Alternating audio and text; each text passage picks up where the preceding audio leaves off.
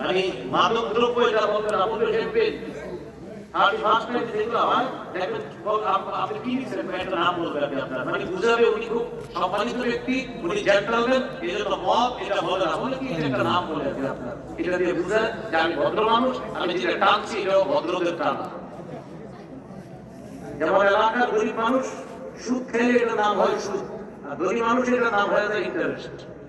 একটু আপনার সুন্দর করে বলে এলাকায় আসার পর দেখবেন খুব পুষ্পাস করে চলে গাড়ি আপনি বলবেন এত টাকা কিভাবে আসছে বলবে কি আপনার এখানে আসলে তোমার 1 crore আমি পেয়েছি এর মধ্যে 50 লাখ সেটা হলো তোমার ফুল প্রফিট আর 50 লাখ এটা হলো তোমার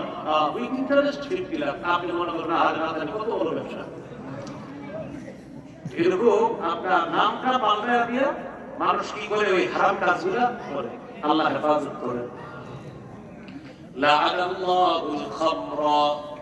মদ কে আল্লাহ অভিশাপ দেয় ওয়া শারিবাহা মদ পান করে যে তাকে অভিশাপ দেয় ওয়া সাকিয়াহা মদ যে পরিবেশন করে তাকে আল্লাহ অভিশাপ দেয় ওয়া বাইআহা মদ যে বিক্রি করে তাকে অভিশাপ দেয় ওয়া মুবতাহা যে ক্রয় করে তাকে অভিশাপ দেয় মাহফিলে ইচ্ছা দেখবেন অনেকে এটা শুরু হবে কিছুদিন পরে বা আগে হয়েছে না বলবে ভাই এলাকাবাসী আপনারা মাদক দ্রব্যের বিরুদ্ধে সবাই এক থাকবেন আমাদেরকে সহযোগিতা করবেন মাদকের বিরুদ্ধে আমরা সবাই এক বুঝতে দেখা যায় এই মাদক দ্রব্য ব্যবসা যেটা করে এরকম আপনারা ভাবেন মানে উনি নামাজ রোজা পড়ে কিন্তু আবার চুপি চুপি এই কাজ করে তবা ইয়া হাদি মত বেচে তার উপর আল্লাহর অভিশাপ ওয়া মুবতাহা যে মত কিনে তার উপর আল্লাহর অভিশাপ ওয়া আসিরাহা যে মদ উৎপাদন করে তার উপর আল্লাহর অভিশাপ ওয়া মু'তাসিরাহা যে মদ পরিশোধন করে পরিশোধন করার পর এটা বিভিন্ন নাম দেয় তার উপর আল্লাহর অভিশাপ ওয়া হামিলাহা যে মদ বহন করে নিয়ে যায় গাড়ি ড্রাইভার যারা আছে যদি আপনি মাদক দ্রব্য বহন করে নিয়ে যান আপনার উপর আল্লাহর অভিশাপ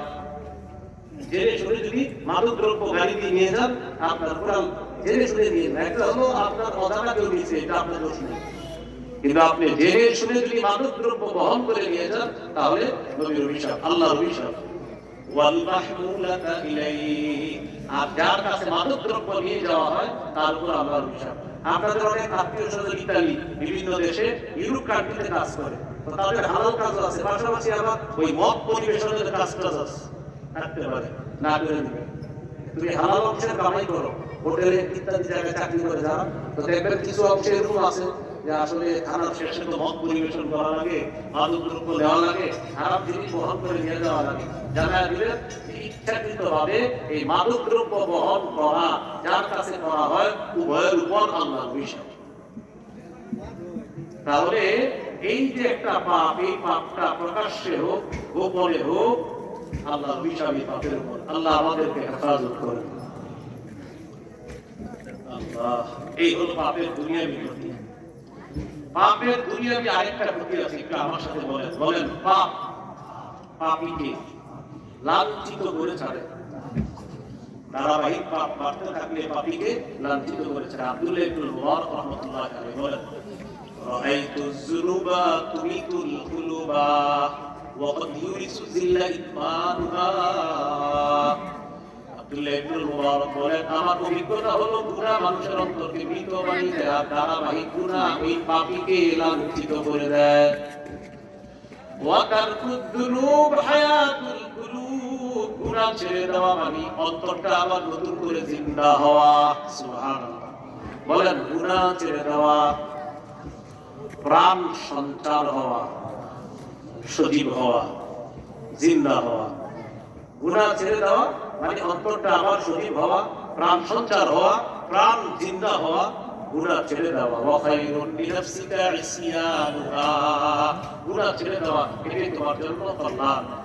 পাপের দুনিয়াতে আরেকটা ভয়ঙ্কর ক্ষতির কথা শুনে এখানে অনেক মাদ্রাসা ছাত্ররা আছে